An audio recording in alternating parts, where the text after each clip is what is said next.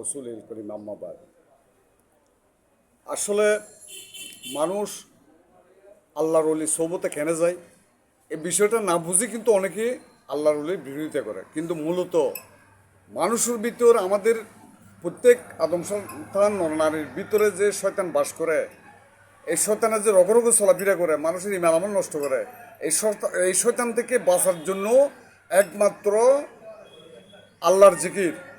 কোথায়? লতিফে কাল নামে একটা কলব আছে, কলবের ভিতরে আল্লাহর জিকিরটা চালু করার জন্য ওই আল্লাহর অলির দরবারে যেতে হয়। কিন্তু এইটাই হলো কোরআন সম্মত একটা বাস্তব একটা বিষয়। এই বিষয়টা মানুষ না বুঝে অনেক সময় ভুল বুঝে।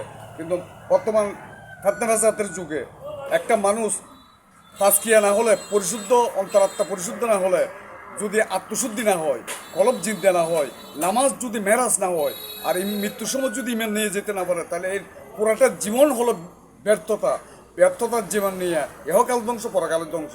সেজন্য আমাদের উচিত কোনো না কোনো কামেল অলির চৌবতে গিয়ে মানুষকে আত্মশুদ্ধি, দিল জিন্দা নামাজ অর্জন করে ইমান দিয়ে কবর যাবার ব্যবস্থা করা।